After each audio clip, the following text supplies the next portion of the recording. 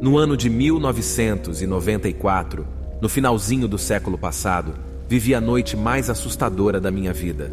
Naquela época, eu morava em Fortaleza, mas minha vida era na estrada. Passava a maior parte do tempo transportando carga para o interior do Ceará, na traseira do meu caminhão. Quixadá, o lugar onde essa história aconteceu, é conhecida pelos monólitos enormes que parecem ter sido esculpidos por gigantes. Tudo aconteceu em uma noite fria de junho, com uma chuva fora de época que pegou todo mundo de surpresa, transformando a BR-122 num pesadelo de completa escuridão. Santo Deus, que chuva é essa? Murmurava para mim mesmo, olhando a tempestade pelo para-brisa do caminhão. Naquela noite, eu estava regressando para casa, após uma semana cansativa de viagem. Foi quando vi, bem na beira da estrada, duas silhuetas agitando os braços. Diminuí a velocidade, forçando a vista e tentando enxergar melhor o que eu via. Era uma mulher e uma garota molhadas até os ossos e tremendo de frio. Parei o caminhão e abaixei a janela. Vocês estão doidas? O que estão fazendo nessa chuva? Perguntei, sem acreditar no que via. Nos ajude, pelo amor de Deus, moço. A mulher me pediu, com o rosto marcado pelo desespero. Para onde vocês estão indo? Para Quixadá, moço. Só até Quixadá. Tudo bem, eu levo vocês até lá. Então abri a porta do caminhão e ajudei elas a subirem. Estavam encharcadas, com roupas rasgadas e sujas. Durante a viagem, a mulher contou que estavam fugindo. O marido dela, depois de uma bebedeira, se transformou num monstro, ameaçando matá-las. Eu nunca vi ele daquele jeito, moço. Ele sempre gostou de uma cachaça, mas hoje, eu vi o ódio nos olhos dele. Ela disse, com lágrimas nos olhos. A menina, durante todo o trajeto, permaneceu calada, com um olhar assustado, como se ainda estivesse lembrando da fera que o pai havia se tornado. Depois de uma hora enfrentando a tempestade na estrada, finalmente chegamos em Quixadá. As duas desceram do caminhão, agradecendo pela ajuda. Muito obrigada, moço. Você foi um verdadeiro anjo essa noite. Que Deus te abençoe por sua generosidade, agradeceu a mulher, com lágrimas nos olhos. Quando elas desceram, fiquei olhando pelo retrovisor enquanto elas tentavam atravessar a estrada logo atrás do veículo. Então, uma sensação esquisita tomou conta de mim. Parecia que a cabine do caminhão havia se enchido de um vazio estranho. Estava prestes a ligar o motor e seguir viagem quando, pelo espelho retrovisor, vi as duas atravessarem a estrada correndo enquanto vinha um carro na direção delas. "Valha-me Deus!" gritei, com o coração disparando. O som horrível do impacto fez com que eu saísse correndo de dentro do caminhão. Porém, quando saí para fora, não vi nada. Nenhum corpo, nenhum sangue, nenhum sinal do carro ou das duas mulheres. Só a chuva, a rodovia escura e eu, parado ali na beira da estrada, atrás de meu caminhão, tentando entender o que vi. Olhei ao redor, mas não havia nada, ninguém, como se nada tivesse acontecido. Voltei para o caminhão, com a cabeça girando. Será que tinha sido apenas minha imaginação? Cansaço da estrada? O frio, a chuva, a escuridão? Tudo parecia colaborar para que eu me convencesse de que aquilo que vi tinha sido apenas uma alucinação de minha mente. Que aquela mulher e sua filha tinham atravessado a estrada e acabei não vendo elas indo embora. Continuei a viagem, tentando esquecer o ocorrido. 8 horas depois, parei num posto na beira da estrada para esticar as pernas e tomar um café. Na televisão da lanchonete, uma notícia chamou minha atenção. Era uma reportagem sobre um acidente que tinha ocorrido 2 semanas atrás. Uma mulher e uma garota de 15 anos tinham sido atropeladas por um carro na BR-122, exatamente no trecho onde eu tinha dado carona para a mulher com a sua filha. Meu coração quase parou quando vi as fotos das vítimas. Eram elas, as mesmas que eu tinha dado carona naquela noite chuvosa. As mesmas que eu tinha visto serem atropeladas pelo carro. As mesmas que, sem explicação, tinham desaparecido. Fiquei parado em frente à televisão, a xícara de café esquecida na mão. As palavras da repórter se misturavam com o barulho da chuva lá fora, formando um zumbido estranho na minha cabeça. Como era possível? Como podiam estar ali, naquele caminhão, se já estavam mortas há 2 semanas? Minha cabeça girava, tentando encontrar uma explicação, mas eu só conseguia pensar naquelas 2 almas perdidas, pedindo carona na beira da estrada, fugindo de um passado que já não existia mais.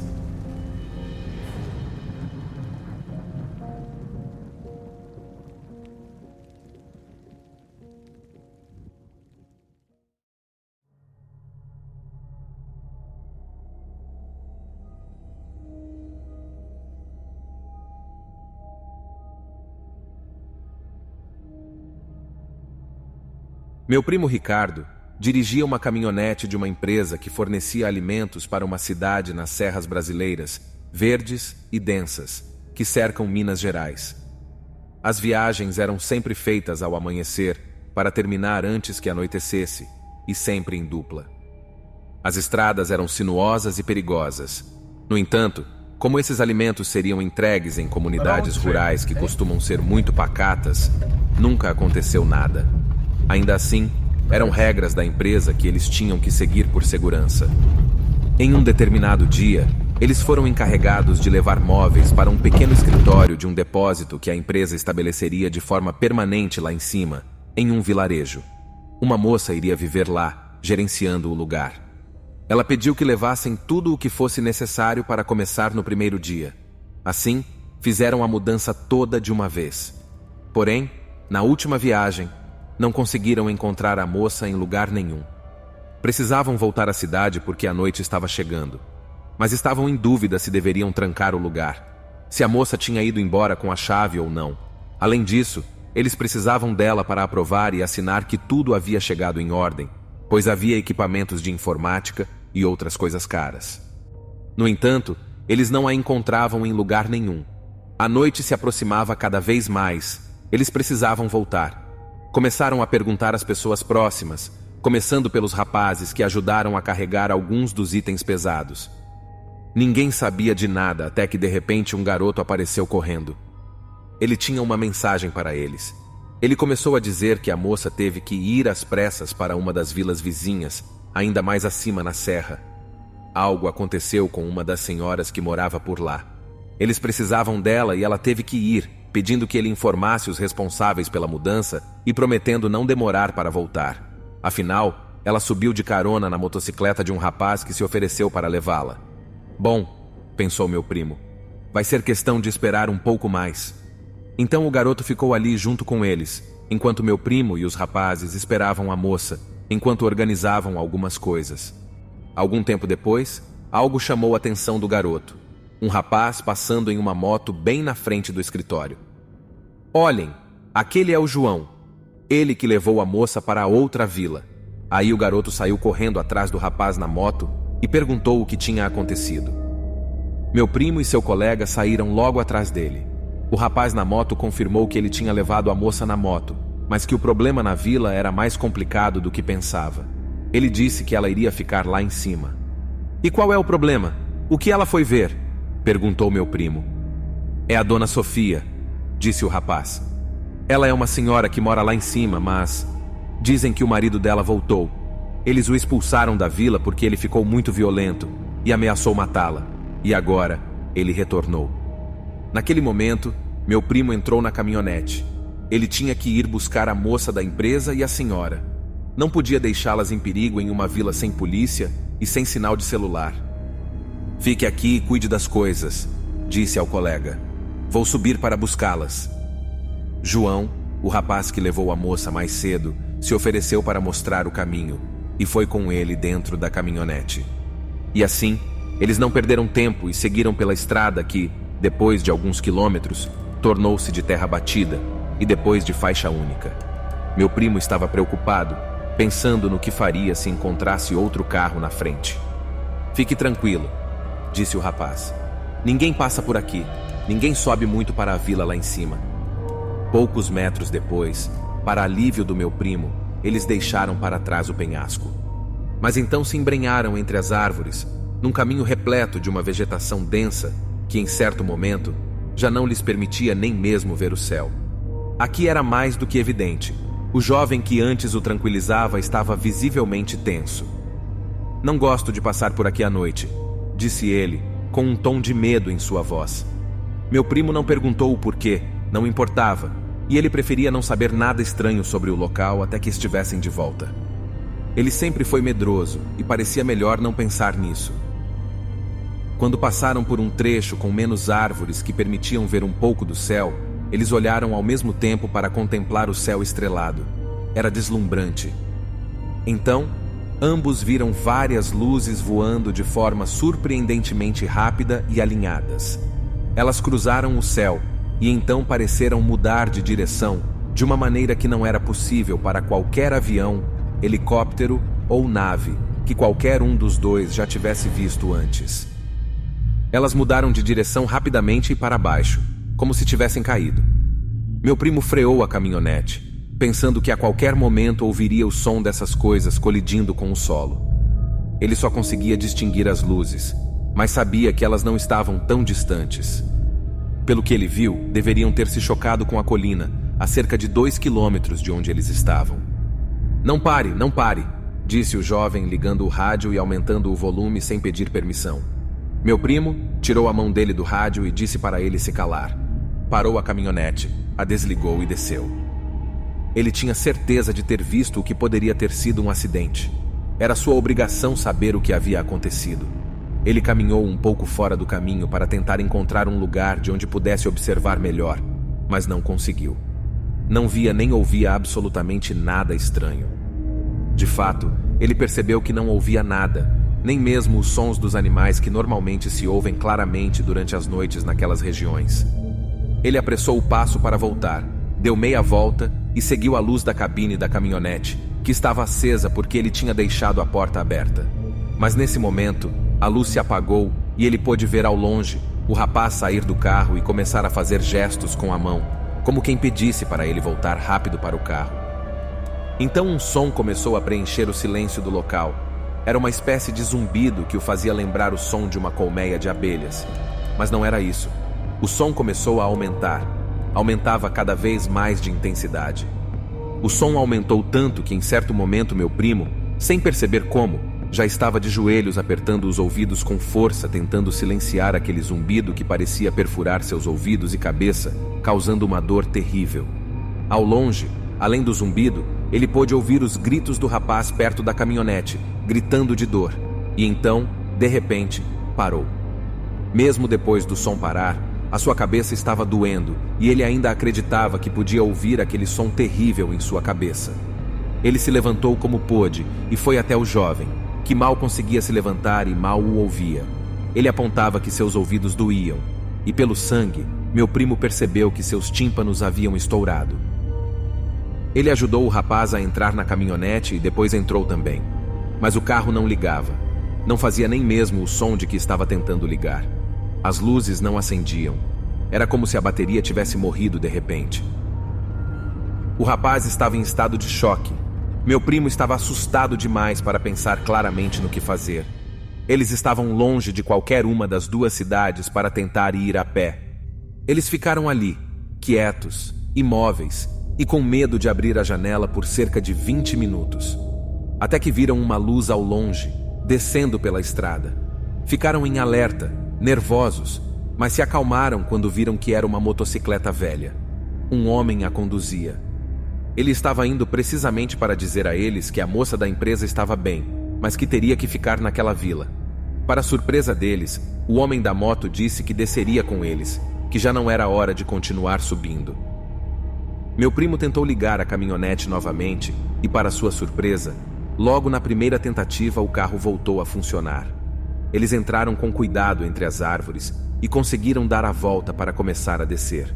Assim que chegaram, uma senhora da vila começou a tratar os ouvidos do rapaz, sem perguntar nada, sem inferir nada, sem fazer nenhum comentário.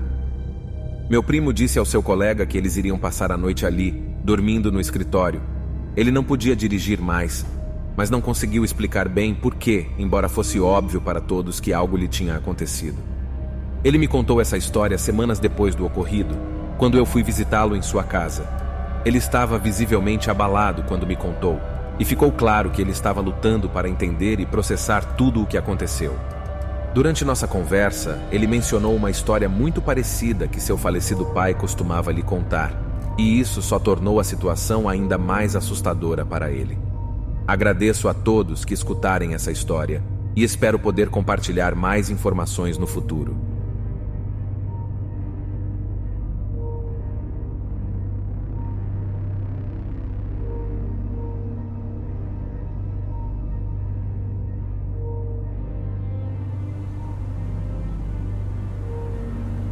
São 2 minutos antes da meia-noite, no coração do Pará, na cidade de Belém. Pela hora, a maioria das pessoas já estão abrigadas nas suas residências, talvez rezando o terço ou se preparando para descansar depois de um dia cheio. Era o começo dos anos 80. Naquela época, eu dirigia um Scania 112 vermelho e branco que tinha apelidado de Diabo Vermelho. Era o orgulho da minha vida e minha fonte de sustento. Já tinha corrido quase todos os cantos do Brasil naquele bicho, mas meu caminho sempre levava de volta ao Pará, minha terra natal. Eu era bem conhecido nos postos de gasolina e nos botequins de beira de estrada por onde passava. Conversa vai, conversa vem, me chamavam de Bigode. Tinha esse apelido por causa do meu bigode espesso e cheio, como o do Rivelino, aquele jogador, ídolo do Corinthians. Certo dia, tinha acabado de deixar uma carga de açaí no porto de Belém e estava me preparando para voltar para casa. Tinha um boteco, o Bar do Seu Zé, que eu sempre parava para tomar uma e comer alguma coisa antes de pegar a estrada. "Fala, Seu Zé, meu rei", chamei o dono do bar, um homem baixinho e robusto, com uma barriga que parecia que ia explodir a qualquer momento. "Me vê uma pinga e um tira-gosto aí para a viagem." Zeca me atendeu com um sorriso, como sempre. Ficamos ali, jogando conversa fora, quando um sujeito chamado Tião, que eu nunca tinha visto antes, se aproximou. Ele era um cara estranho, magro como um palito e pálido como cera. Tinha olhos fundos e uma aparência que dava até um arrepio. "Com licença, é você que é o Bigode?" Ele começou, com uma voz que parecia mais um sussurro. "Eu me chamo Tião. Ouvi dizer que você está indo para a estrada agora. Preciso de uma carona até a próxima cidade. Posso ir contigo?" Eu nunca fui de negar ajuda a ninguém. Então, concordei, embora algo me dizia que aquele sujeito não era de confiança. "Sem problema, te dou uma carona", respondi, tentando parecer amigável. "Só deixa eu terminar minha pinga aqui que a gente pega a estrada." No fundo, eu estava com um mau pressentimento sobre aquele homem, mas não dava para voltar atrás agora. E mal sabia eu que aquela seria a viagem mais assustadora da minha vida. Assim que terminamos nossas bebidas, paguei a conta e saímos do bar. O Diabo Vermelho, meu caminhão, estava parado no acostamento, refletindo a luz da lua na lataria vermelha.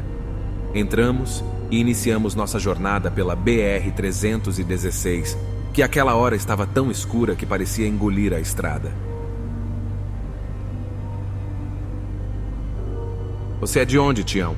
perguntei, tentando quebrar o silêncio. "Sou de um lugar que você não conheceria, Bigode." Ele respondeu, olhando fixamente para a estrada. Sua voz tinha um tom estranho, quase sobrenatural, que fez um calafrio correr pela minha espinha. Seguimos viagem e a atmosfera dentro da cabine do caminhão estava cada vez mais pesada. Não demorou muito e comecei a ver vultos nas margens da estrada. Pareciam pessoas, mas sumiam tão rápido que era difícil ter certeza. "Você tá vendo isso, Tião?" perguntei com minha voz tremendo um pouco. Tião apenas acenou com a cabeça e continuou olhando para a frente. Estava tão pálido que parecia um fantasma. Eu estava começando a suar frio. A estrada estava cada vez mais deserta e escura. De repente, senti uma presença estranha atrás de nós. Olhei pelo retrovisor e quase pulei de susto. Uma criatura escura e gigantesca estava seguindo nosso caminhão, com olhos vermelhos como brasa. Essa coisa tinha um corpo de um cão gigante e peludo, mas tinha a cabeça de um touro. "Mas que diabos é aquilo, Tião?" gritei, apontando para a criatura no retrovisor. Tião olhou para mim e um sorriso assustador se formou em seu rosto. "Isso, Bigode, é o motivo pelo qual estou aqui", disse ele com uma voz cheia de satisfação. Meu coração quase parou. Naquele ponto, já imaginava que eu estava dirigindo direto para o inferno, com o próprio demônio ao meu lado. O pânico começou a se instalar. Cada batida do meu coração parecia um tambor ecoando dentro do peito. Mas não podia parar, não ali, não naquele instante. Por isso, eu acelerei ainda mais o meu Scania 112. "O que você quer de mim, Tião?" Eu perguntei com a voz trêmula de tanto medo. Ele me olhou com os olhos arregalados e disse: "Só estou aqui para buscar o que é meu, Bigode." A voz dele parecia ainda mais grave e mais assustadora. Mas o que ele queria dizer com isso? Eu tinha que entender o que estava acontecendo. Respirei fundo, decidido a não deixar o medo tomar conta. "Como assim? Do que você está falando?" Ele demorou um pouco, mas então falou: "Você fez um pacto, Bigode. O Diabo Vermelho não é só um nome, é um pacto. E eu vim buscar o que é devido." Eu fiquei paralisado. Não podia ser. Aquilo era loucura. Nunca tinha feito pacto algum. "Você tá falando besteira, seu maluco. Nunca fiz pacto nenhum", eu retruquei. Mas ao invés de responder, Tião apontou para o retrovisor. Olhei e vi que a criatura não estava mais atrás de nós. Respirei aliviado, até perceber que ela não estava atrás porque estava bem adiante, parado na estrada à nossa frente. A criatura era enorme, com chifres retorcidos e olhos de fogo. Então, ela começou a correr na direção do caminhão com a cabeça abaixada, como quem quisesse bater de frente com nós. Não tinha como desviar o meu caminhão. Estávamos a toda velocidade. "Segura firme, Bigode!" gritou Tião, com uma voz grave e dando gargalhadas demoníacas, enquanto a criatura se aproximava cada vez mais. Foi a última coisa que ouvi antes do impacto. O mundo girou e tudo ficou escuro.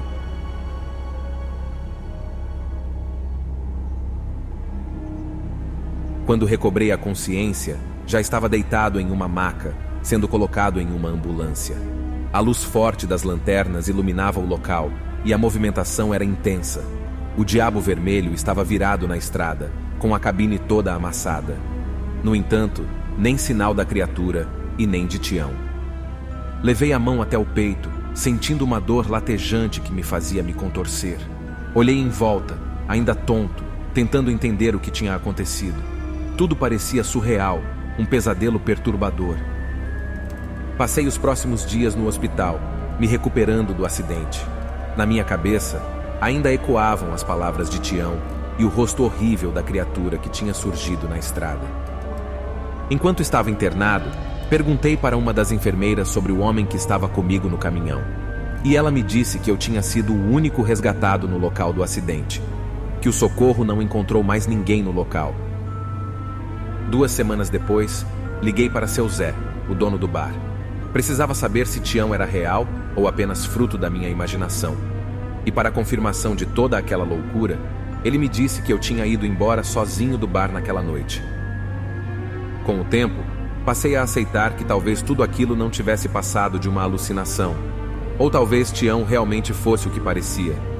De qualquer forma, decidi a partir daquele dia que a vida de caminhoneiro não era mais para mim. Quando me recuperei, abri meu próprio bar, assim como o de seu Zé, também na beira da estrada. De vez em quando me pegava contando minha história para os clientes, principalmente quando o tema sobrenatural surgia. Alguns acreditavam, outros não, mas todos concordavam em uma coisa: a estrada, especialmente depois da meia-noite, é um lugar cheio de mistérios, e eu era a prova viva disso.